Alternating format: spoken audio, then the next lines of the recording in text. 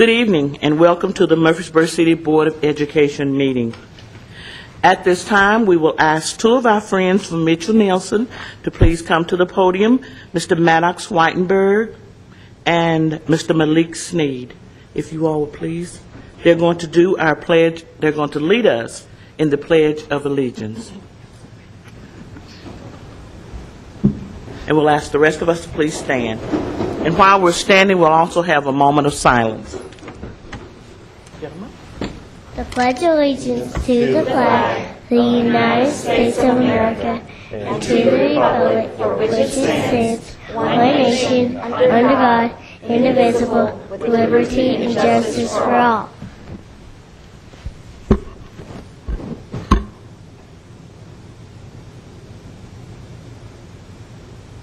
Thank you. You may be seated. And thank you so much.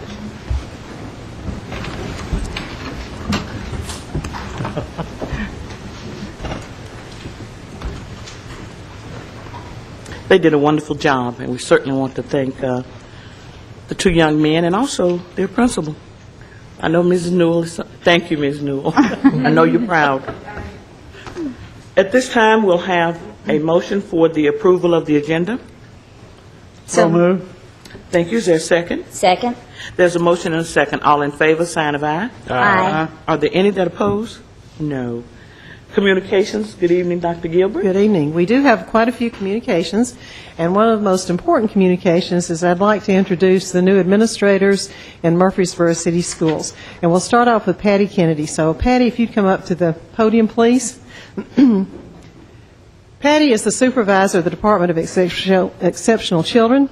She has been a supervisor in 2 school districts in North Carolina and has recently moved here. She also has been an assistant principal in Fayetteville, North Carolina, and she has received her Master's of School Administration from Fayetteville State University in North Carolina. So, Patty, we're just going to let you hang on right there, and we're going to bring some other folks up, if you don't mind. Good to be here. Thank you. Sherry Arnett. Sherry is our coordinator of teaching and learning. Many of you will know Sherry because she has been with the district for over 20 years. She was a 4th grade teacher at Northville and an exemplary teacher. She has been honored as the District Teacher of the Year. She holds her Master's in Education and Curriculum and Instruction and her Plus 30 in Administration and Supervision. So that's Sherry Arnett. Christina Maddox is the Coordinator of Instructional Effectiveness. And both of the ladies that you just saw, both Christina and Sherry, are in the schools all the time. So if you come to central office, you won't find them because they're working with teachers. But Christina was most recently at Scales. She was the 3rd grade teacher there. She received her Master's of Education degree in Supervision and Administration from MTSU and also holds her licensure in Administration. So Christina Maddox. Kim Osborne. Kim Osborne is the new assistant principal at Hobgood. She has served as the district numeracy coach in Metro Nashville Public Schools.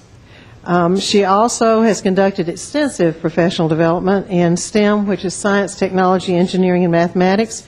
She is a specialist in classroom management and teaching strategies. She's a state math Common Core trainer and has been a member of Houghton Mifflin's Elementary Science Tennessee Teacher Advisory Board. And she was accepted into the Vanderbilt Leadership Academy before she came to Murfreesboro. And she received her bachelor's, master's, and EDS degrees from MTSU. So welcome, Kim. Terrence Haynes, Dr. Terrence Haynes, is the assistant principal at John Pittard Elementary. Most recently, he served as a 5th grade teacher at Mitchell Nelson Elementary, so I'm sure that Robin Newell will take credit for his expertise. She takes credit for most people's expertise. Previously, Dr. Haynes was an assistant principal and principal in Metro Nashville Public Schools. In addition to his work in education, Terrence has worked with the Charles Davis Foundation for many years, and he was a member of this year's Murfreesboro City Schools Leadership Academy. And he, of course, replaces Xavier Hamler, who is now the ESP director. So welcome, Dr. Haynes. Maria Johnson is the assistant principal at Scales.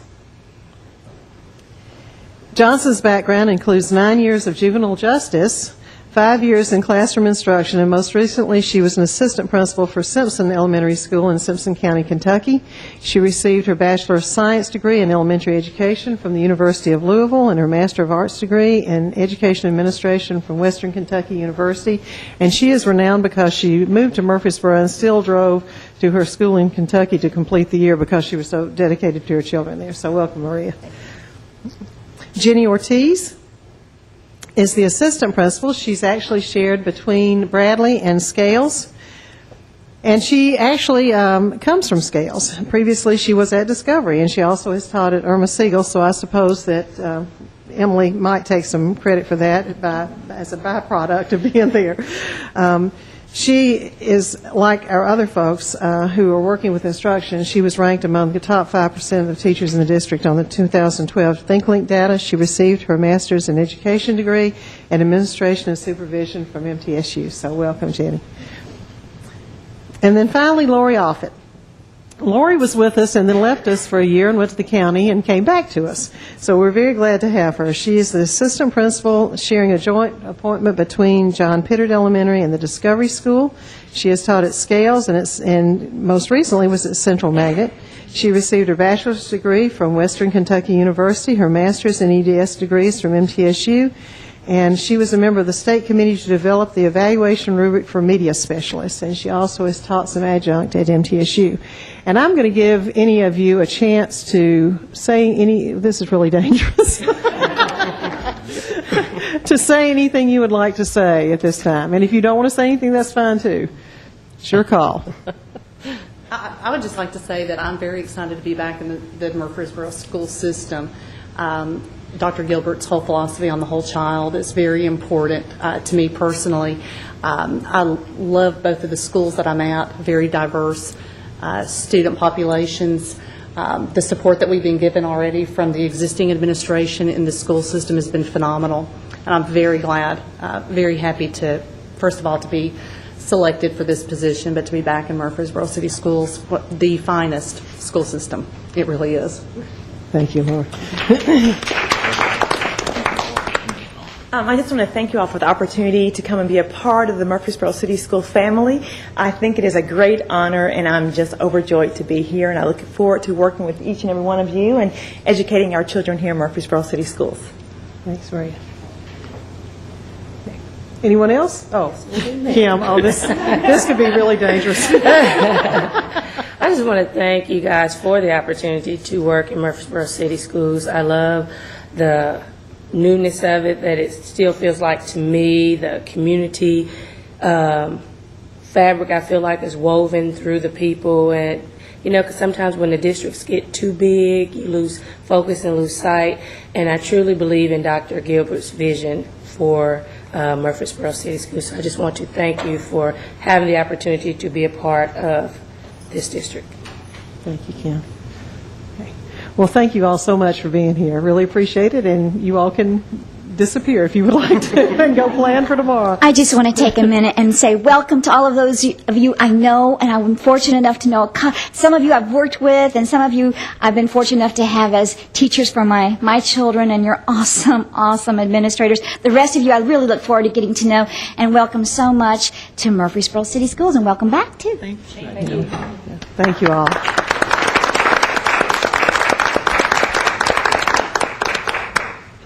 Quite a group. We would like to congratulate Mr. Greg Lyles, who was recently selected by the NAACP as the Man of the Year. And as you know, Greg has done amazing work in the community and certainly as an administrator, so I think very well deserved.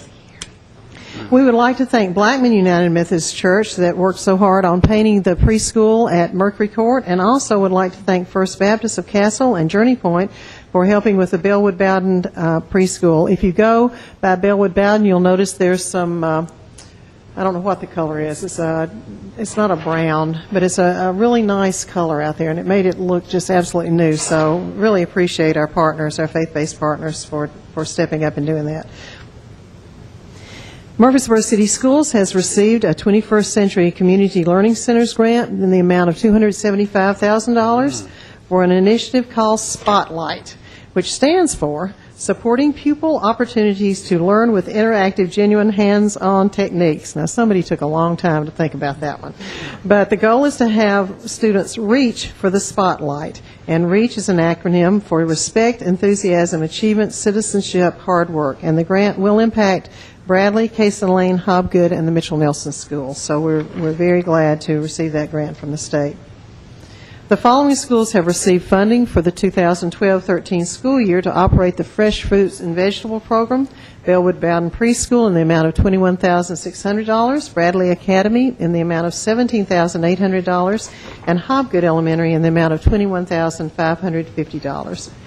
And we would like to thank Kate, this challenged athletes playing equally. They selected a first-year teacher, Jessica Eisinger, who is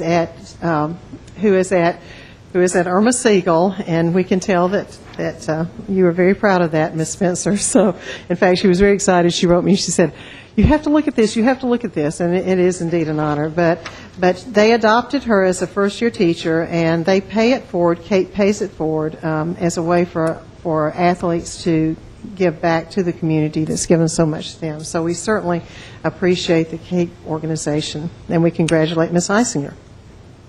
Our back-to-school blast, and I know that some of you attended that, was a tremendous success. I thank you very much for your support and for your participation. We had, I think, a larger crowd than we've had, and so it was neat to see the community come out and support and learn about the support agencies that we work with on a regular basis. That was at Cannonsburg this last weekend, and we also appreciate Parks and Rec and Sheila Hodges for her work with us on that. The Mitchell Nelson Schools would like to thank the agents of Bob Parks Realty on Northfield for their donation of school supplies and a Walmart gift card. They would like to thank Georgetown Kroger's for their donation of $500 to Mitchell Nelson Primary. And then we just learned today that Target has selected Mitchell Nelson Elementary as the recipient of the $500 Books for Schools Award. This is an award that one school is chosen from throughout the city and county combined, and the librarian can use that $500 to purchase books for her school. So we're very excited about that award from Target. Your school board retreat is September 15th from 8 o'clock until 3 o'clock at the MTSU Foundation House, and we certainly thank MTSU for partnering with us on that. That's located on Thompson Lane. And at this time, I would like to thank Doug Young for his leadership in the City Schools Foundation, and I'm going to let Elisa, if you would like to introduce him, or Collier, if you would like to introduce him, since you serve on the foundation. I would love to introduce him. Are you ready, Doug? This is Doug Young's second term as the president of the City Schools Foundation, and he is available at all times to talk about the foundation. He is a wonderful ambassador to the community about the foundation, and it's not like he's got a lot of time. He runs a business and he's on the city council. He also is a really good advocate for the system where he's a graduate, because he went to Hobgood, and he is very proud about that, and he's really proud about it, actually. But thank you, Doug. But he has done a beautiful job with the City School Foundation, and I appreciate your stepping up for your second two-year term, let us hope. Thank you.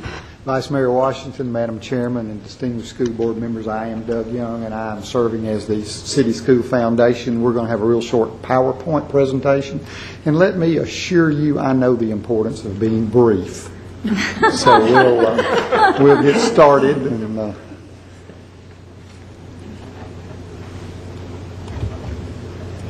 okay, this is our foundation trustees. This is a great cross-section of business leaders, retired educators, citizens of the community who have stepped up and served on our board. I'm really excited about this group. A tremendous amount of energy is being created by this group, and all kinds of good things are beginning to happen, will happen, and will continue to happen. All right? The City School Foundation's year is basically four things. We have a fashion show, and I encourage all of you to attend. It's September the 4th, the 13th, September the 13th at Stones River Country Club, and my assistant, Ms. Trail, will be selling tickets after the meeting. Maybe. Okay. The Excellent Education Banquet is our biggest fundraiser of the year. We raise between $50,000 and $65,000 a year in one night. We honor a citizen of Murfreesboro who's made a tremendous contribution to the Murfreesboro City Schools, and we'll be honoring one of your own in January. Most of our money goes to two major items. We do teacher grants and we do parity funds. And we have a very large balance right now, and that will be given away shortly, as our teacher grants deadline is September the 4th, and we will be receiving grants to give away money to teachers. The parity funds are given to the principals for their use at their discretion within guidelines. They can't redecorate their office and things like that, but it really provides icing on the cake. I stole that line from Dr. Aker, but icing on the cake to help things get done that are not necessarily in our budget. We feel strongly that we are making a difference. Some of the items that the teachers' grants have used are whiteboards and math manipulatives, robotics equipment, heart maze for the schools, and the parity dollars have bought iPads for Mitchell Nielsen, always helped the 6th grade trip at Hobgood to Huntsville, tutoring at-risk kids, and technology at Northfield and Pittard. So we really feel like our money is well spent, and we need you to help us raise it. Our primarily funds are, we do receive funds from the United Way as a grant that is dedicated to Franklin Heights. As I mentioned earlier, our September 4th is our deadline for our grant applications. And I'm repeating myself again, but that's the way you remember things, is the fashion show is September the 13th, and our Excellent Education Banquet is February the 1st, and we are honoring Dr. Susan Andrews. In moving forward in our foundation, we're always looking for ways to be more effective and raise money.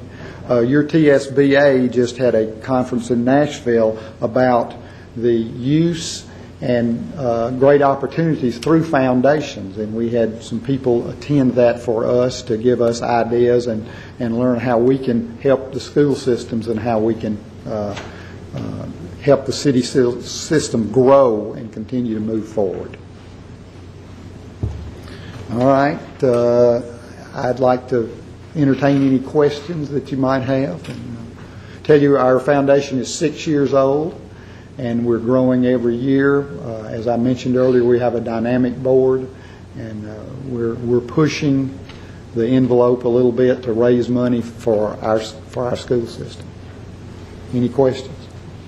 Ms. Phillips, you have a comment? Mine is just a comment. I just wanted to commend you all for your excellent choice of person to honor at the big thing in February the 1st. Dr. Susan Andrews, God knows she contributed so much over the years to Murfreesboro City Schools, and her heart has always been for our system. So, and thank you, Mr. Young, for all you do. Oh my gosh, I see you at so many events, and I appreciate that. That you come out. And thank you very much. I'm just a very small piece in the puzzle.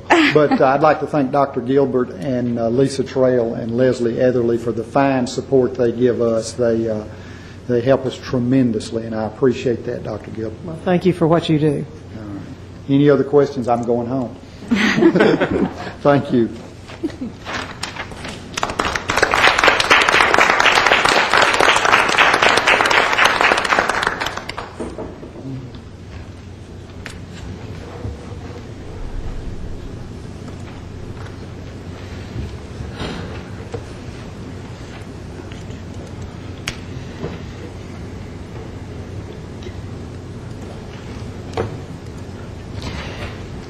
Since the year has begun, I thought it might be a good time to talk about where we've been this past year and where we're going this year. So I've titled this Looking Forward on your agenda, and that's exactly what we're going to be doing.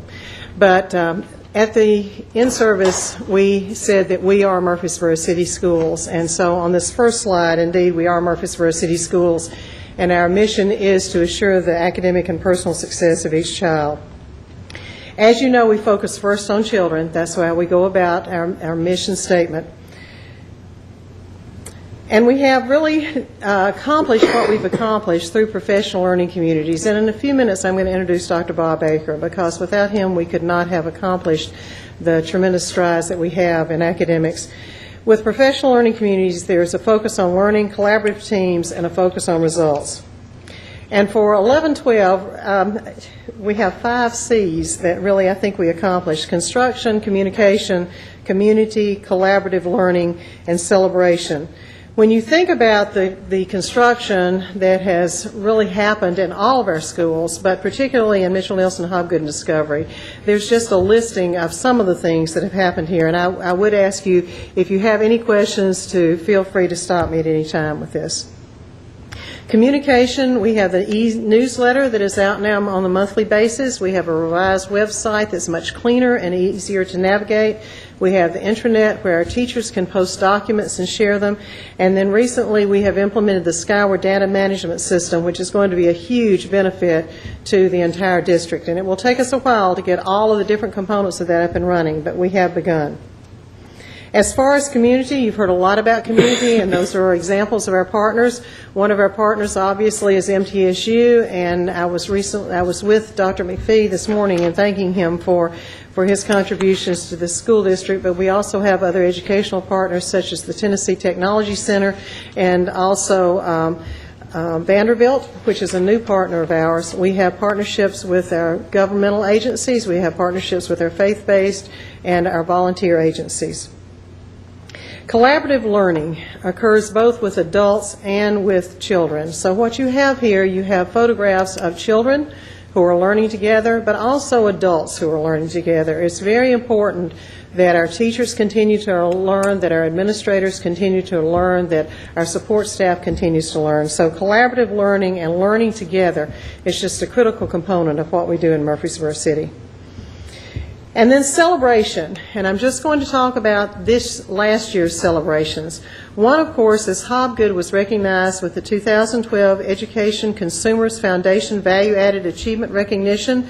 This was given based on their tremendous gains in student achievement, how much value they added to children.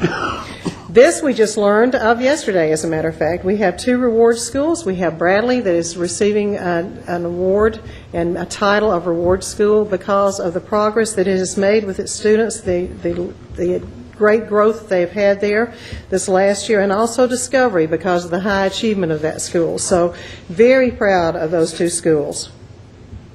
Then we have Discovery that's awaiting, and I think we'll find out on September the 7th, I believe is the date for that, whether they have received a Blue Ribbon Award, but they are a Blue Ribbon School nominee. And also, we should learn later this fall about Stacy Burt, who is now a state finalist. She actually has her interview this Friday, so be sending positive thoughts to her on Friday.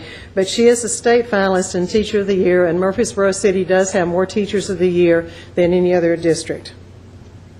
Our big celebration has to do with test scores, and if you look at that, you see the tremendous growth that we have made over the last 2 years, and I just went back 2 years, but when you look at where we were with reading, when you look at where we were with math, and the tremendous work that our teachers have done, the tremendous work that our administrators have done, I think they should be very proud, because when you look at 2 years ago that we had 37.3% of our students proficient in math, and we have moved to 59.2, and then in reading 48.4, and we moved to 59.7. That's really pretty remarkable.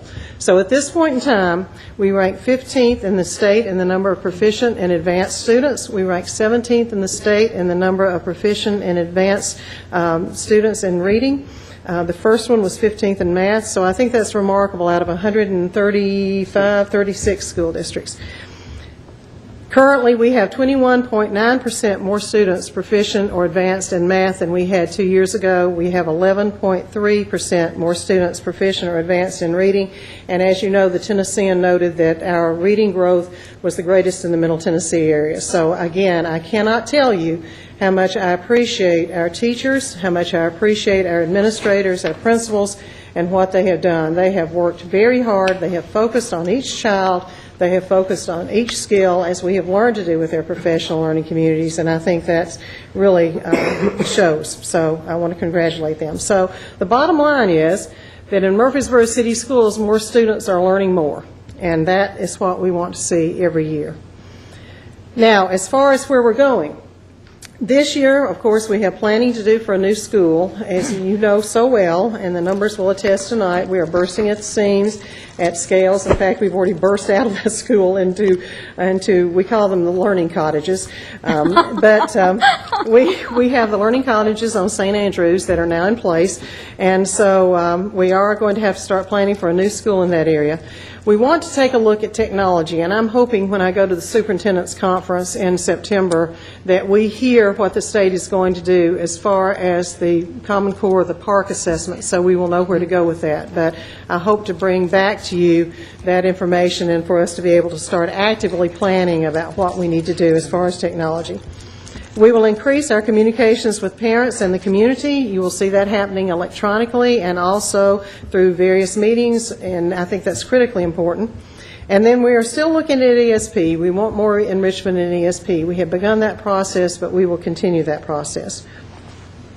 In addition, we are moving to Common Core. This means that we are going to go deeper, and we can give you a report on exactly what Common Core is at a later date. But essentially, what it's saying is that for a long time we have had a breadth of standards, and yet the depth of learning has not been what it needed to be. So helping our students think, helping our administrators think, helping them solve problems, helping them look at the process, no longer saying, tell me what you did on your vacation, but giving them, for English language arts, giving them a reading that they have to read, pretty detailed, and then asking them to extrapolate information from that and to come up with their own conclusions. So we are a pilot for our English language arts Common Core, and we are continuing to implement math.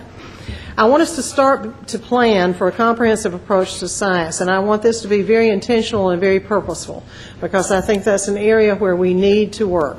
And so we have already contacted MTSU. We're working with some other universities and are actually looking at some STEM magnet schools around the country and seeing what we need to do with that. But whatever we do with that, I want it to be very intentional, just as it has been with reading and math. And that will take some planning, but we will get it done.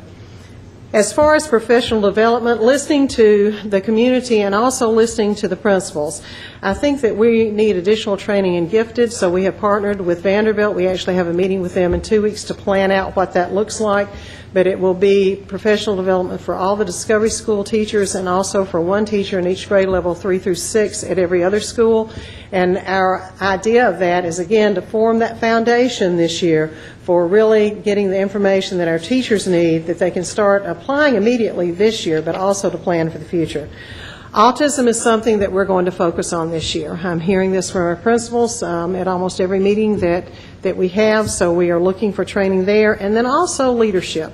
I think it's important that we build on what we've already done with our principals meetings, with our leadership academy, because I know that who the leader is makes a huge difference, and we have seen that over and over again. And so I think that our principals appreciate the learning that we have together, and I want us to build on that. And then finally, we'll be looking at a comprehensive approach to behavior. We've talked about this a little bit.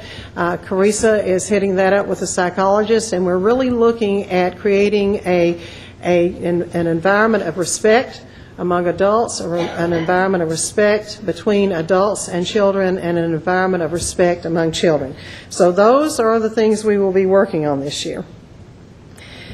I guess the key to this, and we have talked about this with principals, is high expectations of ourselves, high expectations of our students, because we are here now, but we want to keep pushing. And to keep pushing, we need to look at believing that every child can succeed and then acting on that. And I think that we are there. I think we believe, and I think that we are doing. We just have to be consistent. But we believe that children can succeed, that each child can succeed, and we will not let any child fail. That is our goal.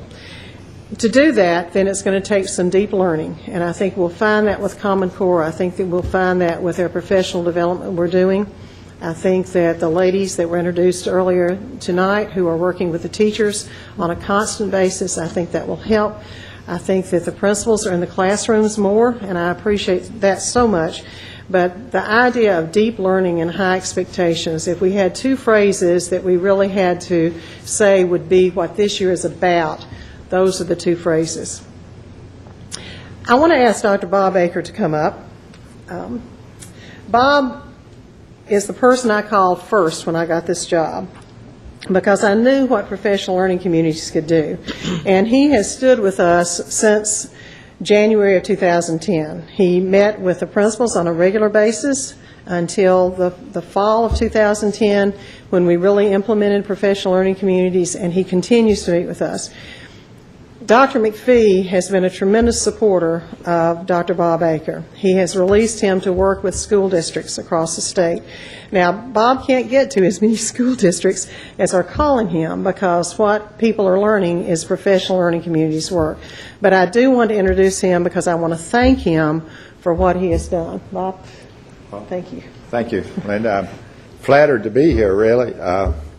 I watch all of you on television, so this is a flattering thing for me, and I'm a little nervous. But I do want to tell you, first of all, that I was sitting there when I saw those test scores, that I'm sure everybody in the room appreciates that test scores don't just happen.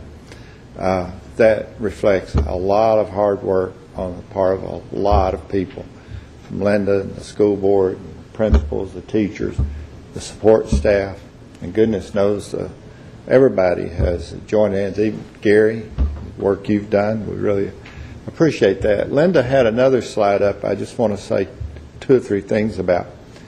Because of the student achievement gains in Murfreesboro and other districts in Middle Tennessee, a lot of people read in the paper the phrase professional learning communities, that, this is the result of Murfreesboro moving towards professional learning communities, and rarely do we have the opportunity to say what that means and how that differs from maybe just traditional schools. And so I just wanted to say this to you, that slide she put up, when we say that in professional learning communities that we make a shift from a focus on just making sure things are taught to making sure, in fact, every kid is learning every skill. But to do that, we got to ask fundamentally different questions. For years in education, we were asked, what are you going to teach? How are you going to teach it? What do you need? Those kinds of things. But in Murfreesboro City Schools for the last almost 3 years now, we've been asking, are the kids learning? How do you know? And every team, the collaborative teams, all schools are organized into collaborative teams. Teachers aren't left to teach on their own anymore. I don't believe a teacher in Murfreesboro would be allowed to teach on their own. They wouldn't want to teach on their own. They work in their teams, and they clarify what they want kids to learn. They're crystal clear about what kids are going to have to do to demonstrate they have learned the standards of which they're going to be held accountable. And these teams develop some common sort of assessments to check their learning along the way, rather than wait till the state test results come back. And for kids who are struggling, the teams and the principal and the faculty and support staff, everybody gathers around and says, what are we going to do to make sure every single kid is learning in Murfreesboro City Schools? And those kids who are proficient, we asked, how can we stretch and enrich those kids? Make sure that we don't have kids that are making good grades that are under learning. And the last thing I want to share with you, and this is huge, is I've spent many, many years in education, and all those years in traditional schools, we'd tend to always ask the wrong question, I think. And that is, we'd always ask, how do you like it? How do you like that new initiative? How do you like that new schedule? How do you like that new textbook adoption? But in Murfreesboro City Schools, under Linda's leadership, we kind of turned that around and asked a different question. So are the kids learning, and how do we know? So we focus on results. I can tell you she's relentless when it comes to the learning of each individual kid. And I don't know if she's ever shared this with you or not, but it's something I'm extremely proud of. In the Murfreesboro City School System, the standard we've set in the last 3 years is simply this, is what we're doing, would it be good enough for your own child? Because I think we all know the kind of schools and classrooms and teachers and lessons we'd want for our own child. And if we'll just hold that as our standard of quality, my notion is you ain't seen nothing yet. Really? People ask me a lot, Linda. They'll say, well, where are you going now after you show those test scores? We're just going deeper, learning more, kid by kid, skill by skill. And it's such an honor to work with the teachers and principals and the folks in Murfreesboro City Schools. So thank you for letting me do that, really, because I'm the real beneficiary. So thank you very much. Thank you, Bob.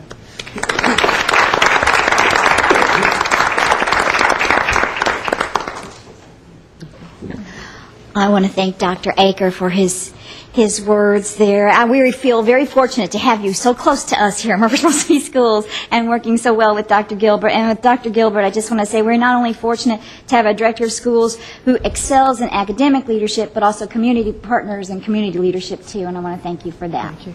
Well, I could not do this without the principals. So for the 3 principals on the front row and for the central office staff, you know how much I appreciate you. Thank you. Also, okay. And I just wanted to also thank our wonderful board chair, Mary Way. There's me. I'm going to embarrass you because she was at the back to school bash and she was so gracious. I don't usually talk about Murph here, but she was so gracious as to cheer with Murph and jump sway with Murph, and it was just a successful event. And I want to commend Mr. Lyles and his team for that great back to school bash. And while we're talking about Murph, I want to mention this month and next month. Some of you who exercise a lot may be familiar with the Murfreesboro Middle Half that occurs on October the 13th. That is a run through. It's supposed to be one of the best events here in our city. There is an event coordinated with that is for children. And it is called Murph's Fun Run, and that will be held the same day. And they have all kinds of events and jumping things and slides and for kids. And I would like to invite you all and to come on out for that, for Murph's Fun Run, October the 13th at MTSU. It starts there. Thank you, Ms. Phillips. Mrs. Smith? There was so much in that communication, and I appreciate it. And I always like to celebrate. And we had some great times yesterday. And what I thought was that these teachers across the system are working hard. And Dr. Aker, what I wanted to tell you as part of that is actually I have chosen Murfreesboro City Schools for my own children, and I can give you an example of that. The teachers are taking advantage of the PLCs, and they are using the charts to show where their help needs to be. And I appreciate that. I can tell you that one child that I know especially well has had an increase by 25% in one subject in 1 year. And I have to say thank you to the teachers, and that has happened across the board. And I think it says a lot that Bradley is recognized and Discovery representing 2 very different groups of children. And I think that really says a lot about what good is happening in the schools with PLC. So thank you all for working on that. Dr. Brown?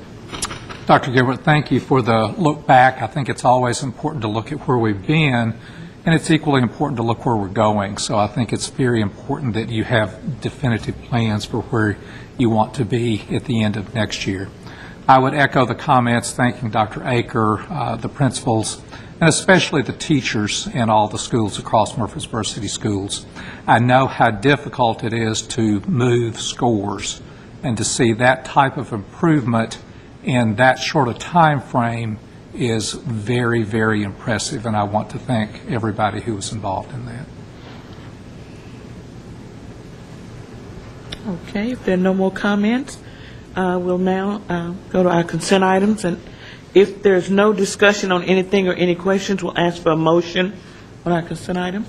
Is there a motion? So moved. Thank you, Dr. Brown. I'll second. Thank you. There's a motion and a second. All in favor, sign of aye. Aye. Thank you. Action items, Ms. Baker. Okay, we have a number of policies before you tonight for first reading. The first policy you have before you is Board Policy STU 35, Tobacco-Free Schools. This policy is implementing a tobacco-free school system, which would mean that there would be no use of tobacco products, including smokeless tobacco, on any school property, including school vehicles owned or leased or operated by the district and this policy will be effective, this particular policy, September 1st. It will also, of course, prohibit smoking in any of our public seating areas for any sporting events and in public restrooms. It does apply to all faculty, staff, students, contractors, and visitors to Murfreesboro City School property 24 hours a day, year-round. And it applies to all forms of tobacco products, cigarettes, pipes, cigars, chewing tobacco, and snuff, as well as smokeless electronic cigarettes and other similar devices. Of course, this is the type of policy where all faculty, staff, students, parents, and contractors and visitors are going to be responsible for compliance with the policy. If faculty or staff are found in noncompliance, they could be subject to disciplinary measures. And students, under state law, if they're found in violation under state law, they would be subject to a state citation for minors smoking. And as far as visitors and contractors, we are encouraging visitors to comply with our policy. If they're found in noncompliance, they would be asked to leave the property by faculty and staff. And contractors, in all of our contracts, will include a clause that requires that they comply with our tobacco-free policy. This policy will be implemented through signage at all of our facilities and on school property. It will also be implemented, as I said, through additional clauses to our contracts with our contractors and notice to faculty, staff, and parents. And students will be notified, as they already have been, through our student handbook. So that is the revision to the tobacco-free policy. Prior to the adoption of the tobacco-free campuses, we had allowed smoking within 50 feet of entrances to buildings, and now the entire campus will be tobacco-free according to this policy. So I'm bringing this to you for first reading tonight. Are there any Ms. Smith? I move that we accept this policy as written. Oh, I'll second, but I also want to add that we did have a lot of discussion regarding this policy, and this is just for the health of our students, staff, and parents, for our district, so. Are there any more comments or questions? Hearing none, there has been a motion and a second. We'll ask all in favor, sign of aye. Aye. Are there any that oppose? Thank you. Okay, the next policy that you have before you is Board Policy FM 14, Energy Management and Conservation Policy. I will defer to Mr. Anderson to discuss this policy. Yes, as you remember, I had brought this policy to you based on the fact that the state of Tennessee will be having grant programs available for us. I'm very happy to say that last week I received the information on the grant programs, and this is one of the requirements. So with that, we're asking that for your approval on this so we can go forward and apply for the grant for our schools on our energy efficiency. Thank you, Mr. Anderson. Is there a motion? So moved. Second. You have a question, Mrs. Renier? I just want to make a comment, if that's okay. Okay, that's fine. Mr. Anderson, I want to thank you, and I think the viewers at home need to know how hard you're working with the system toward these goals, the energy conservation particularly. I know when we built Pittard, it's geothermal. When we went to the addition at Hobgood, it had the lights that as you open the door, the lights come on. When you close the door, they go off. So I see lots of great strides in this area. I think that's great. Thank you. Thank you. There is, I'm going to come back for the other comments. There's a motion and a second. All in favor, sign of aye. Aye. Any that opposed? Thank you. There's another comment. My comment was just that, and also for pursuing these grants that really significantly benefit the system. Thank you. Okay, the next policy that you have before you tonight for first reading is Board Policy SS1. It deals with consultants.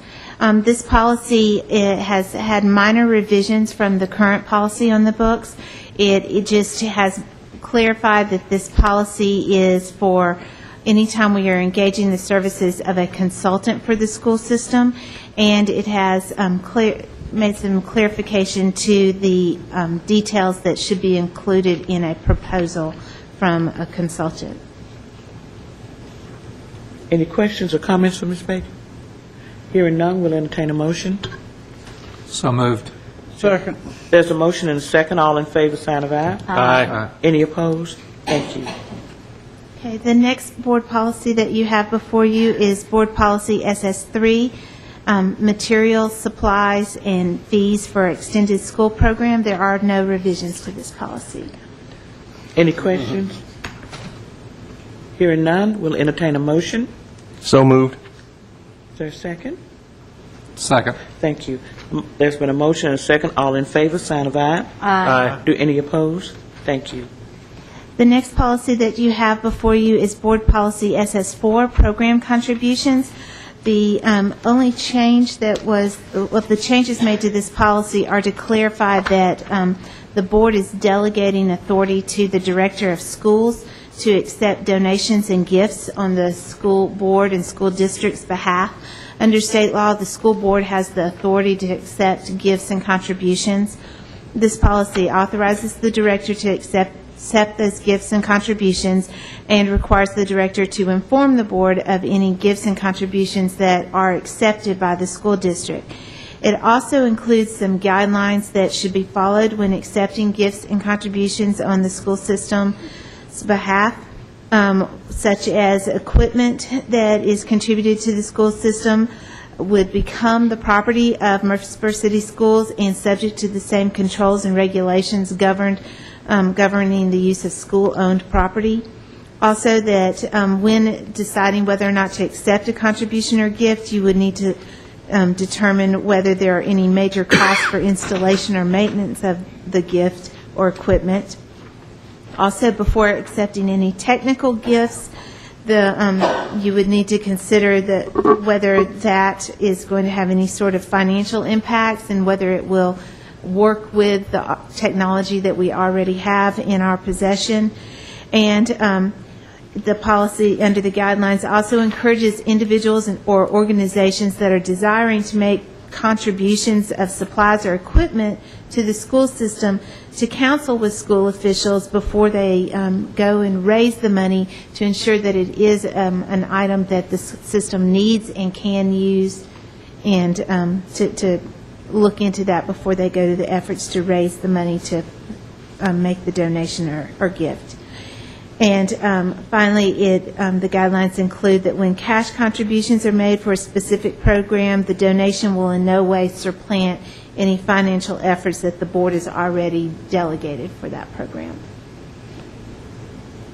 Are there any questions on this particular policy for Ms. Baker?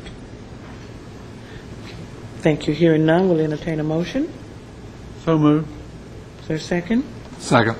There's a motion and a second. All in favor, sign of aye. Aye. Any opposed? Thank you. The next board policy you have before you for first reading is Board Policy SS5 regarding the safety program. This policy has had some revisions made to it. Basically, the addition there that you'll see in bold indicates that staff members shall be periodically reminded of their responsibility to promptly report both current and potential hazards to their supervisors, and that supervisors are expected to promptly and effectively follow up on the reports.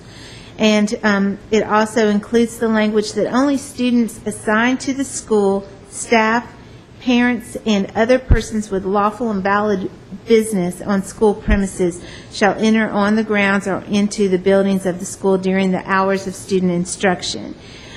Each visitor needs to have their proper visitor's credential that they would receive from the front office, and it encourages any staff member that observes a person on school premises without proper credentials, that staff person would need to report that to their principal. Are there any additional questions regarding this policy? Mr. Campbell, and then Ms. Phillips. Kelly, it's just a grammatical thing, and line 31, all staff members shall report all persons? Any. Or is all crossed out? Yeah, all's crossed out. Okay, I couldn't tell. Thank you. And just a small thing on line 28, it says including parents. Should we have anything in there for younger siblings that might come to eat lunch? Something like family instead of just parents during the school day? Because sometimes parents will come with a younger child to eat lunch with the child. I don't believe our visitors policy, and staff, correct me if I'm wrong, but I don't believe it deals with children below school age needing to sign in when they come into the building, as long as they're accompanied by an adult. Okay, that's Is anyone familiar with that policy? Robin, Emily? No, I don't believe that's a requirement. Well, it just... I've never signed my younger children into school. Well, it just says that every person, all visitors, including parents, must have. And that's the reason I was, it said all visitors, so... Well, we have another policy that works in conjunction with this policy that is specifically sets forth the procedures for visitors coming into the buildings. Okay. Are there any more questions or comments? Okay, hearing none, we'll entertain a motion. So moved. Seconded. Thank you. There's a motion and a second. All in favor, sign of aye. Aye. Are there any that oppose? Thank you. Okay, the next policy that you have before you on first reading is Board Policy SS6, Buildings and Grounds Management.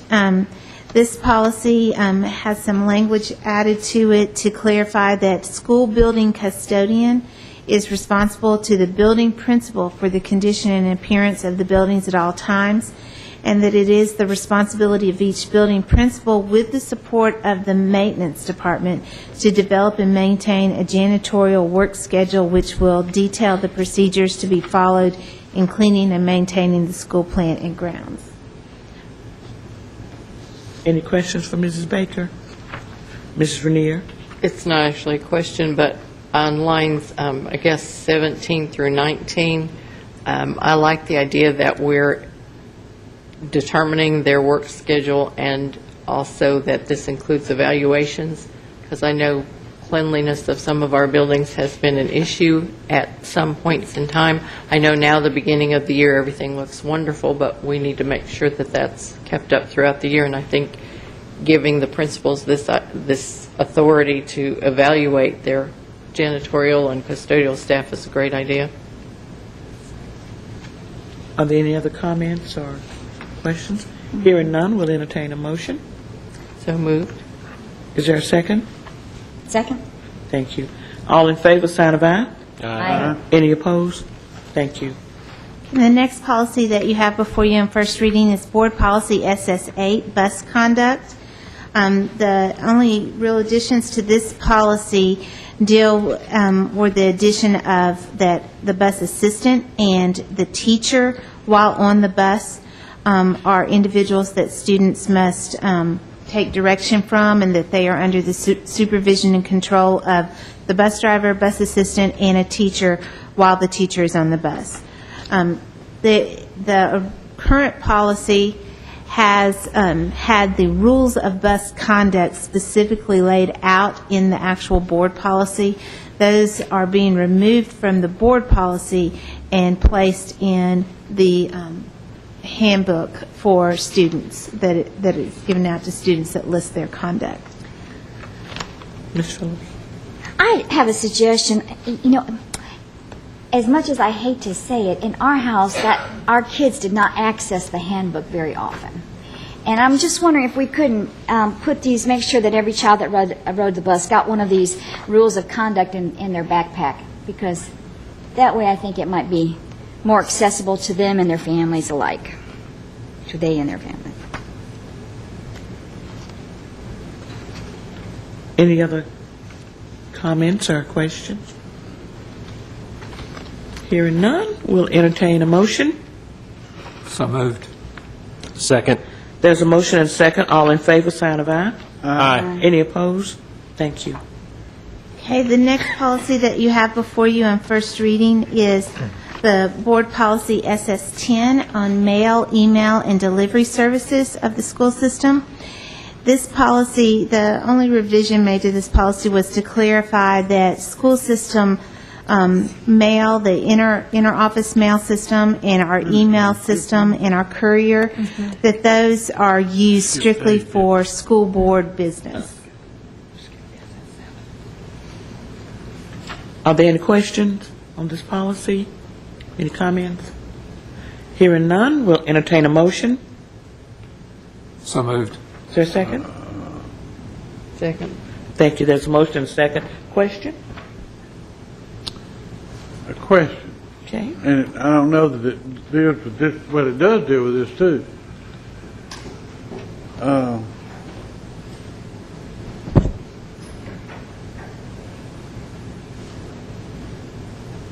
What organization or organizations, or are any of them blanket that they can put information in teacher mailboxes? If it deals with the education of our students, then of course that information can be distributed to the teachers. If it's something that they would be utilizing in order to educate our students. Typically, it's those organizations that we have a memorandum of understanding with, for example, MTSU, Parks and Rec. But it would be, we have Okay. MOUs with those folks. What about professional teacher organizations? That when we had the MEA agreement, that was addressed in that agreement. Okay. So is it still addressed there or not? The agreement's expired, so, The agreement has expired? yes. Yes, sir. Okay, so then does that mean that any teacher, professional organization can place items in teacher mailboxes? That's going to go through the principals, but ultimately, what they'll do is wind up calling the central office, and I'll wind up calling Kelly. Because the difficulty is that if you open it up to one, you open it up to all. However, there are, if you look at this, then I can authorize certain exceptions. I would say if it's going to be something that's educational, totally educational, if it's professional development, then that's something to consider. But the standard is, once you open it to one, you have to open it to all. Okay, so now in what we do, can Tennessee Education Association, TEA, put pamphlets and things in teacher mailboxes? Not now, They no. cannot? They could only do it through our MEA agreement that we had, and We don't have that there's anymore? some of that's expired. Now we're moving in the direction, the law has changed from the negotiated contracts to the collaborative conferencing process, and that would be, if that law comes into play and we get requests, then I would have to review that law and see what, if any, communications we need to allow through our mail system regarding the collaborative conferencing issues. So you're telling me if TEA representative or the building representative through MEA and TEA and NEA, if they want to place something in teacher mailboxes, that's not permissible? There are some items in the MEA contract that probably need to be addressed in board policy now. Because we don't have the contract anymore? Exactly. Okay. No, we can bring that, that information to you at the next policy review session. That'd be So fine. we Thank could discuss it and see if any additional changes need to be made to this policy at that session. But have we ever got a motion to accept? And There's one more question on the comment. I would suggest then that we table this policy until after we hear the information in our work session. Okay, there's a motion. Is there a second? Well, I'll second it. We can vote on it. Yes, but I'm going to come back to your comment. Okay, I had a question. All righty. Are you going to second this? Sure, I'll second Okay, to table it to the next policy meeting. Questions? Ms. Phillips, you have a question? I did. Ms. Baker, the last line on line 21, I see it's been marked out, And maybe because I am a media person, I'm a little concerned for having that specifically marked out. The line is political materials should not be distributed through the system mail, because I think that sometimes it's all in a person's interpretation. For example, it says only communications directly related to the school district shall be distributed. You know, someone could make the argument, well, you know, board elections are directly, you know, related to the school system. So I think that it's important to be very specific that political materials should not be distributed through the system. Well, under the public forum laws, that you need to specify how you're going to restrict your forum. And the form of school system mail systems, such as our emails and our interoffice mails and our couriers, are restricted to school district business, which would mean things to information to be transmitted back and forth to operate the school, not the political advertisements for school board or campaign materials. And I specifically revised this to be sure, because we can't focus on content. You can only focus on the time, place, and manner. And so we've designated our email systems and our mail systems strictly for school business. And when I reviewed this policy, I thought it was improper that it picked out one particular type of speech. It's really all speech that doesn't relate to school business should not be operating through school mail systems. A follow-up question. I understand exactly what you're saying. At Blanket, you know, it's easier to say what you can do as opposed to all the different things you cannot do. I understand that. But I just a point, a couple of points to make is, one is apparently they thought it was important enough to have it in this policy at a previous date. And secondly, if a person did send a political email through the system, then would they have any legitimate grounds, would there be any holes in this policy that they could argue that they were allowed to do so? If an outside citizen, a non-school system employee, sends emails, unsolicited emails to our employees to their school email accounts, of course we can't control that. But the employee, under our internet policy and our email policy, they are not to communicate back with the individual. They're encouraged to say, I'm only allowed to receive work-related communication through this email. If they want to contact them through their home email, that's fine. But, of course, we can't filter out people that are going to get their email addresses and send them emails. That what this policy is focusing on is how our employees utilize our mail system, and that they should not utilize it to do non-school related communications. Okay, so this is only relative to employees, so an outsider could send political materials through our email system to our employees. We cannot eliminate that possibility, just like you can't eliminate who sends something to you through the United States Post Office. That's something that they'll come in, it's just the employee should not respond back as far as carrying on a communication on some non-school related matter. So a senator or a representative or a future board member could possibly blanket the entire system with emails. Yes, and I believe that's been done in the past. Yeah. And employees have been told, you know, you don't respond back. You can take their email address and use your own home email to respond back if you'd like to communicate with them. Okay. Thank you. There is a motion and a second to table this until our policy session. Dr. Brown, you have a question? Well, we had a motion to approve first, so we probably need to... Yes. Well, you ready? Whoever made the motion, would you be willing to rescind it? I made that motion, Oh. so You're willing? I'm willing to do that. Okay. So there's a motion on the table to Mr. Campbell wanting to table this until our policy session next month. Mrs. Phillips second. So all in favor of that motion? Wait. You didn't want to do that? Wait a minute.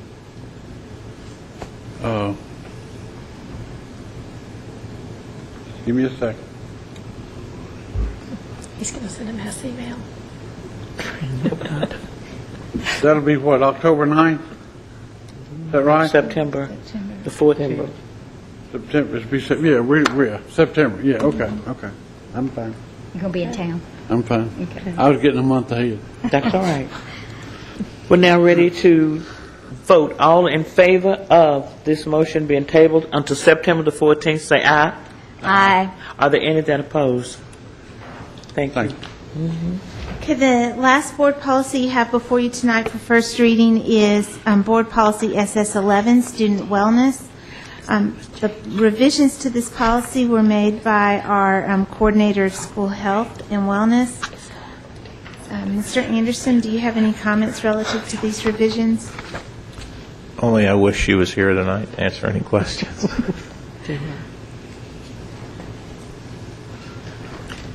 Does anyone have any questions regarding the revisions? Then we'll try to answer them. I think the revisions, in talking with Mary Lee, I think the revisions came in the fact that the things that have been marked out can change on a regular basis, and so those would be better put into administrative directives than they would be in board policy. Seeing that there are no questions concerning this policy, is there a motion? So moved. Is there a second? I'll second. Thank you. All in favor, sign of aye. Aye. Any that oppose? Thank you. I think we discussed it pretty heavily, Yes, we did. didn't we? We did. That's what I thought. Under reports and information, the personnel report you have before you, and also the monthly revenue and expenditure and attendance update. So I'll let Mr. Anderson or Mr. Ringstaff handle those. Okay, on the finance report, as you can see in your board packet, the month of July really isn't much activity there that goes on, and a lot of it depends on when pay dates hit according to the calendars. But I did want to update you at this time on the bus routes and the purchase of the buses that you were asked for me to go over. So on the purchase of the buses, I want to give you the update on those. The special ed bus, we have processed everything on that. The special ed bus is in Chattanooga getting the air conditioning installed, and it should be finished in 2 weeks. The regular ed bus should be delivered, one of the regular buses should be delivered this Friday, the other one next Tuesday, and the state is to inspect the buses by this Thursday. So I'm going to let you know about that, so they should all be ready to go in service here very soon. The cost on the special ed bus, actual cost was $101,657, and on the regular ed buses was $97,978 each. You had asked about the fund balance amount, and the fund balance, it is now getting ready for the final audit. We are looking at $5.7 million as a fund balance, so we feel good about the number where we're at. Wanted to go over the bus routes. You had asked about that as well. At your place is a sheet that looks like this, and this shows you the updated routes, and by adding the new buses, if you see a rose color section, that means that was one of the new buses added to the routes.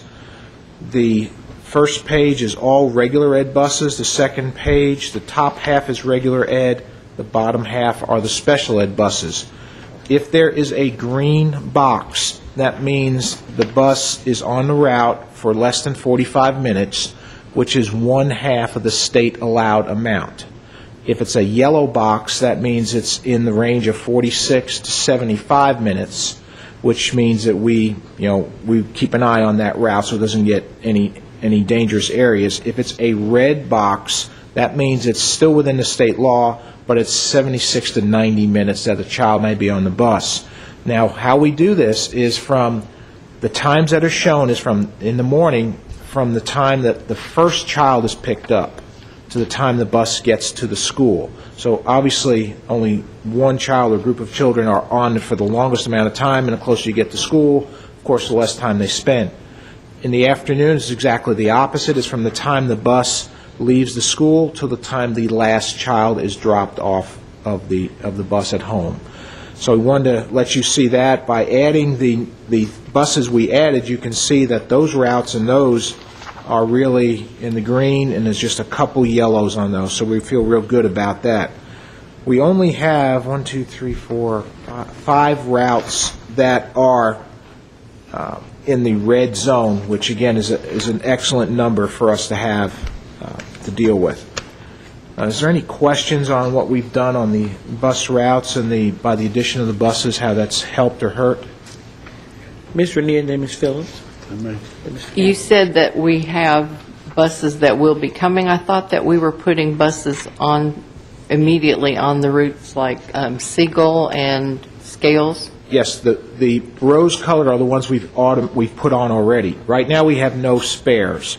So when these new buses come in... those are the spares. There are spares, but what we'll do is we'll put those in service and take the older buses off the road and make the older buses the spares. But I have a concern with that. Okay. When we discussed all of this before and we approved the money for these buses, these additional buses, at that point in time, I said, let's not close our minds to the fact that we may need to add more. When we look at these kids being on a bus from 3:45 to 5:11 in the evening, that's ludicrous. That's too long. Well, it doesn't matter what school it is, it's ridiculous, and I know that some of these times are not accurate from what I've been told. These times are the times that the routing software has determined it should take. As the time goes on, we get better and better with that. Well, they also don't include any traffic issues that the bus may run into along the way.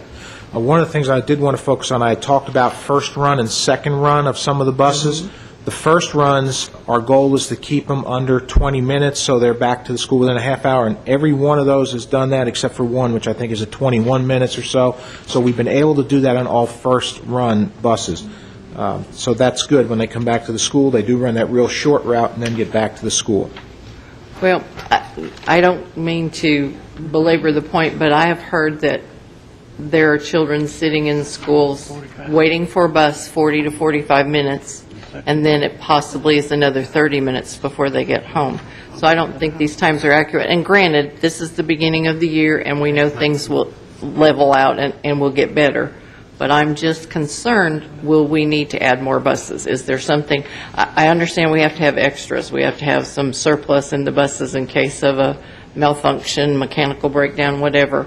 But do we need more buses? Well, we can always use additional buses. The situation we run into then is what is the time that is reasonable to have the buses run, because we're well under state law on that, and we try to shoot for half of state law. The issue seems to be that going back to the second bus seems to be the question. Mm-hmm. And we will get better on that as we go, and we do monitor this constantly. So I don't know what the board's will is on that, is to go any further and get additional buses. Honestly, right now, other than the fact that we do have to run second runs, the routes are really pretty good. Okay. Mrs. Phillips, Mr. Campbell, and then Ms. Smith. Yeah, I appreciate everyone in our transportation department. I know they all work very hard, and your work on this. But I have to say that this is, I am hearing Ms. Renier echo concerns that I have had for a long time, and I have mentioned several years. First of all, I want to express gratitude that you all were open to even addressing the transportation issue, because this is not an issue people like to address. Buses are big-ticket items, and of course we want to spend our money on the children and the teachers in the classroom. But these are things that affect student learning. And as the price of gas increases, so does the ridership on the buses, and so this is a part of what happens in a school system. So I too have a concern, and I think that as well as we're doing, should we do better? Would one more bus make a difference, is what I want to know. I mean, we have 5 systems in the red, and that is going by a computer system. And granted, we will improve, but, we're not quite there yet. We have several systems in the yellow, and yes, we now have a lot of green area. We have the green area because of the new buses, and I appreciate that. But that's a long time for a child to sit on the bus. We also talked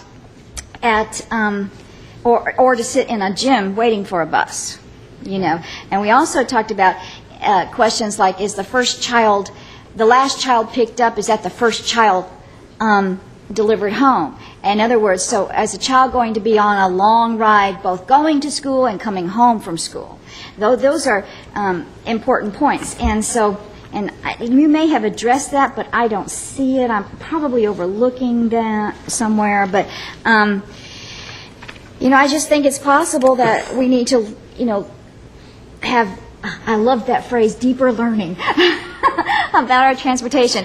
And we need to maybe look deeper and see if we need to go for one more bus or not. I'd like us to continue the discussion at our next upcoming policy study session. Okay. Mr. Campbell. Well, and I'm going to echo too, I guess, because I'm seeing there's some pretty late times in the afternoon that some of these students are getting home. And when it starts getting dark at 4:30, they're really going to be late getting home. And some of them are still, and one of the places we looked at was Irma Siegel. Okay, so bus 567 picks up at 2:45 and drops off the last one at 3:29. Okay, that's 45 minutes. But then you still got students in the gym an hour almost after school's out doing what? And don't tell me they're going to sit in there and read books and be orderly, because they're not going to do it. Y'all know that, and I do too. Kids don't do that. And they, well, my opinion, they don't need to do that. They need some time to break down and do what they want to do, just like we do when we get off work. We don't like to take all our books home and have to start all over when we get there. I don't know, Gary. I'm concerned that some of them are on here a long period of time. I'm concerned that some of them are getting home late in the afternoons. I would be curious to Ms. Phillips' question about, is the first one picked up in the morning, or are they the first ones dropped off in the afternoon when the bus goes back?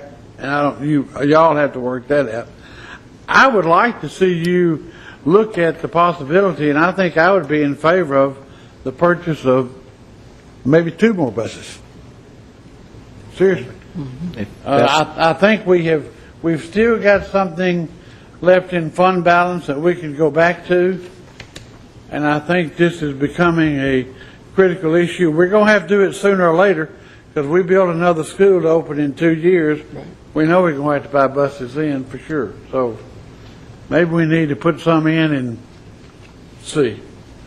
I would say just check it out and let's see where we go with it. I'd be glad to put together information if we go and add 1 bus, 2 bus, 3 bus, 4 bus, what it could do. Just for example, you had 1 bus, it could help 2 schools on morning runs, 2 schools on the afternoon runs, if you're looking for just one run per bus. It can only help that many because of the bell times. At the most, it could help 3 and 3. So looking at the total numbers, it's going to take more than 1 bus to do what you want to ultimately do. That's right. As far as in morning and afternoon, just for example, our buses do run one school, then they go to another school. They try to end up their route as close to the school as they possibly can, the second school.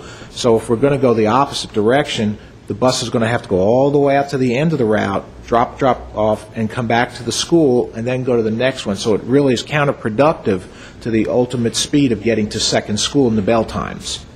So in essence, we could have the child that gets on the bus at 6:05 in the morning could be the child that doesn't get home in the afternoon till 3:53. Could be. I'm not saying it is. Yeah, I'm just saying it could be. And I understand where you're coming from there. It's not, transportation is not an easy thing. You can't just put a pencil real quick and get it figured out. Ms. Smith, and then Ms. Renier, and then Ms. Phillips. Can you remind me how much each bus is and how much is the total package if we buy another bus and then we hire another driver? How much is that? Each bus costs us right around $100,000 to get a bus. The driver is going to cost up to $30,000 with benefits, and the bus assistance is going to be about another $20,000. And then you have fuel to purchase, and that really depends on the length of the route. We figure, and insurance, it's under the city's overall picture, so it's not as big a hit because it's covered in a bigger pool. Bus transportation basically costs you $1 per mile to move a child on a school bus. So it depends on how long the route is as to what it will be. Okay, and the other question I had is that I noticed that a few of the red have to do, DSC, is that Discovery School? Yes. So can you explain to, I think I know how the routes go, but if you could explain to the rest of the board members about that. Sure. In the afternoon for Discovery School, we transport the children to their home anywhere within the city. And so we have buses running in all different directions, and they could actually travel from Discovery over to the Blackman Elementary School area, Scales Elementary School area. We're going all over the city at rush hour.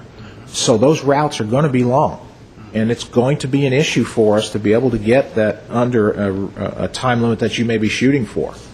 It's just because we end up sending, I'm not sure the exact number, I didn't count them, it's like 5 or 6 buses that leave Discovery to go all over the place. The one that gives me the most pause, and I've asked Transportation already to look at it, is the one on the second page, Bus 585, which is a special ed bus. That's the one that gives me the most concern. As you know, a special ed bus, they may have children who have needs for a wheelchair or something. The bus has to stop. They have to get the wheelchair on. They have to load, unload. It takes much more time, and we're handling so few students. I think that particular bus only has 12 students per the 2 schools it carries. So you can see just the route time is so much greater for those particular buses. But I've asked them to look at that and see if there's anything we can do. Does that take care of you, Mrs. Smith? Yes, thank Okay. you. Thank you. Ms. Renier and then Ms. Phillips. Mr. Anderson, in our work session, you gave us an indication of how many more bus riders we have this year over last year. Do you recall what that is, or Yes. do you have new figures now? Yes, the number's actually higher than what I That's told what I you thought. that day. Last year, we had 2,300 students, and we already have over 3,300 requests for riders. That is a 50% increase, 1,000 students 1,000 more students. wanting to ride our buses. And a bus normally, if my son has trained his mother, he used to drive a school bus, I think the ridership is between 78 and 81 or 88 or something. Depends on the capacity of the bus Of the and the seating bus. configuration. We buy 90-passenger buses, but as you all know, 90-passenger buses are for little children. Right. So if we're anywhere from 65 to, say, 80, we're in a good range for regular buses. So if you think of 1,000 students divided by that number, ridership, we're already in the hole. Well, and I've already run that because that's a great way to look at it, and then you got to I know divide it's by not 2 feasible, for but- morning and afternoon, then you got to say they're going to cover 2 schools, so you can reduce it that much more. And so we're basically right at the capacity now of our buses and what we have. Right. The other issue we're going to run into is it takes 5 months to order a bus that's not already been ordered. So we would have to find a bus, if you get one and increase your number of routes now, we'd have to find one someone had bought and decided not to get. And so that's going to cause another potential problem for us if we want to increase that now. Are there other, maybe I shouldn't say this, are there other places to purchase other than the place in town that perhaps buses would be sitting waiting? Possibly, and we would have to piggyback on their particular bid, and we may not get what we typically get in a school bus. Well, this is just an area that's close to my heart because I taught kindergarten for 1,000,000 years, and those poor babies would get to school really early and have to sit in the gym, and now I know we're doing the breakfast program, but the afternoon they're sitting in the gym, and then they're getting on the bus, and mommy's waiting for them, and they're not there, and mommy's calling you, and transportation and central office, and it is a big concern, especially here at the beginning of the year. I know things will level out, but I think that we need to definitely be looking at some adjustments if possible. Thank you. Ms. Phillips? A couple of points. While we're talking about transportation, I'm just so proud of our system for keeping the Discovery School by having access to all the children in our system by supplying them transportation. The second thing I wanted to say is that one concern, now we don't have it this year, but I have been here when we have had it. A terrible, terrible heat wave while school's in session, because we start school pretty early in August, and that's still deep summer here in Tennessee. And you imagine these kids in a terrible heat wave riding those buses, and only the special education buses are air conditioned. And so, that's just another concern. I know that at times during the heat wave, we have supplied little water bottles to every student on the bus as they get on the bus, and I'm very proud that that we were able to do that, and I hope we will continue that if the need arises. But it's just another little thing, little nail there, saying another concern about. And we're not going to change our school year to start after Labor Day, so the heat is an element. Thank you, Mr. Anderson. We will be talking a little bit more about this at our September. Yes, ma'am.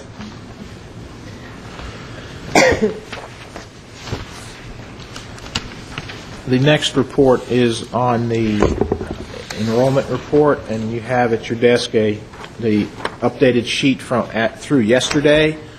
We actually got a few additional children today, but we didn't. That's not on your report. There's only a handful more. But I wanted to point out to you at the bottom right-hand corner, it shows in yellow block, subtotal of regular ed students is 7,105, special ed K through 6 is 94, special ed pre-K is 43, for a total BEP funded of 7,242. Last year at this time, we had 6,995, which means we're up 247 students over last year for the same time frame. You go to the end of the year, we were at 7,034. The difference that we have right now is 208 students for where we ended last year. What's that percentage? Do you happen to know off the, let's see. If I had the numbers, I could do it. 14, 21, it's going to be close to 2.6 or so, 2.7%. Growth money. Yes. And we budgeted 7,185, so we're 57 students over the budgeted amount, which is great news. For us, the only issue is we have to cover those additional expenditures along the way. So basically, we've grown about 200 kids. Our bus ridership is over 1,000 kids, so 5 times the amount in bus ridership. We have been able, if you go to the middle section where it shows PTR, based on where we are right now, our PTR for our pupil-teacher ratio for K through 3 is 18.99, and 4 through 6 is 20.92, for a district average of 19.68. So that's keeping well within where we want to be, and that's right down in the middle of the page. If you look across the bottom of the page where it says, if you go to the bottom left-hand side, it says grade level PTR totals. The first number is the number of students, second number is the number of teachers, and the one in the rose-colored box on an angle is the PTR for that grade level. When you look across this, you will see that our heavier or bigger numbers of students are down in that lower grade configuration, which means for additional growth for the future. As we keep those students, as they move up through the chain, just stay. Typically, the numbers do increase, which is why we have received your approval to move forward, and now City Council's to build a new school, because we're going to be pushed for space here as we keep moving along. But I just want to share this with you as far as where we are now. We have a good growth pattern going, and we're going to continue. I don't see it stopping anytime soon. But your pupil-teacher ratio in your grades 4, 5, and 6, of course, they can have more, can't they? Yeah, so they can have a 25 average, and actually our targeted budget was 22.5, and we've been able to do better than that in almost every class. There's a few little grades that are a little out of whack on that, but nothing over what the state recommends. Now, the state actually allows up to 30-to-1 in 4 through 6, and we're keeping him, we're 20 to 25, so we're in excellent shape. We always talk about this toward the end of every year. And if we look at today, or as of yesterday, your 5th grade population compared to your sixth grade population. Did we lose very many fifth graders from last year? Do you have any idea what that number might have been? I've got it. I can tell you. Okay. Last year in fifth grade, we ended the year with a total of 1,033 fifth graders, and in sixth grade, we now have 683. Basically, that is, from 65 to 70% is what 65 to 70% is what we retain of our students. So that's really pretty good, in our grades. But we do anticipate losing students this year. We actually we had Discovery School gained to sixth grade, and Mitchell Nielsen Elementary gained to sixth grade, which was really strong. Does any of the principals know of any other ones I've missed on that? Yeah. They don't have the new middle school next to them. Does anyone else have any questions? Okay. Mr. Ringstaff, I didn't want you to feel that we omitted you. Was there anything on personnel report that you wanted to say? I'm just here for good looks. Good. Good answer. Good answer. Okay. Is there any other business that needs to come up at this time? I'd like to bring something up. We met at Hobgood for our last policy session meeting, and I just thought it was a great idea that we actually got out of the central office and went to the other schools. And I don't know if it's possible if we can make that maybe 3 or 4 times a year, start doing that, just get us out of the central office and get into schools. I thought it was great. I don't know if it's too much work, but I thought it was a great thing, but just an idea. It's a great idea if it's not too much work for our central Yeah, office exactly. staff. If it's too much work, then it's fine. great but idea. I just thought it was a good idea if we could maybe try to start doing that. Good. Let me talk to the principals about that, because I don't want to put any more work on them. So let me get with him Meal first. was a pretty good idea, too, wasn't it? Yeah, throw a meal in there as well. Yeah. We used to We always used to have do that. Well, What I have to say is very much like what you just said. Yesterday, I had the pleasure of going to 4 of our schools. I had a very nice visit with Robin Newell at Mitchell Nielsen and with Emily Spencer at Siegel, and then we had the exciting email about the awards. So I got to go to Bradley and then to Discovery for the awards. And I was really, really impressed with the visits that I had, where I had the extended visits with Mitchell Nielsen. That's a great school. And I just want to encourage you to go and visit the schools, and I had a great experience at Siegel.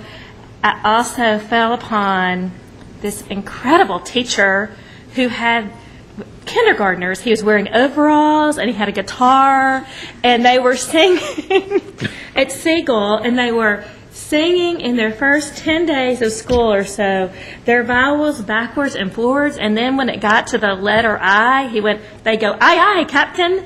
And I just thought that was just wonderful. I love the character of the school and for the kids to have so much fun.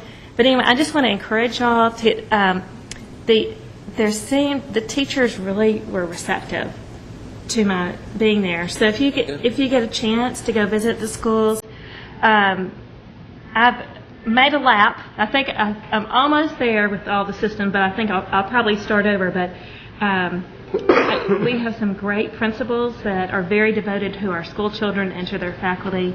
And I thank you to all 4 of you that put up with me yesterday. So thank you very much. is there anything else? Thank you, Mr. Barrett. That was a good suggestion. Dr. Gilbert's going to work on that. And it's always encouraging. I encourage all board members to alert Dr. Gilbert and the principals that you're coming. Because they do take you on a wonderful tour.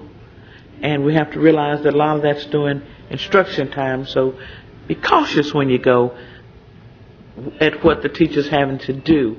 And when you go in, the babies start looking around, and it's more than a notion when you stick your head in the door.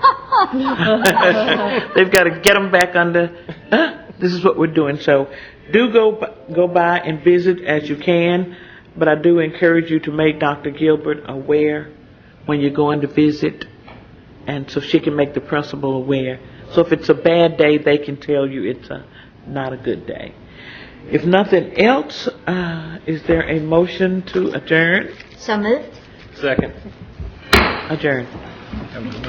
Thank you.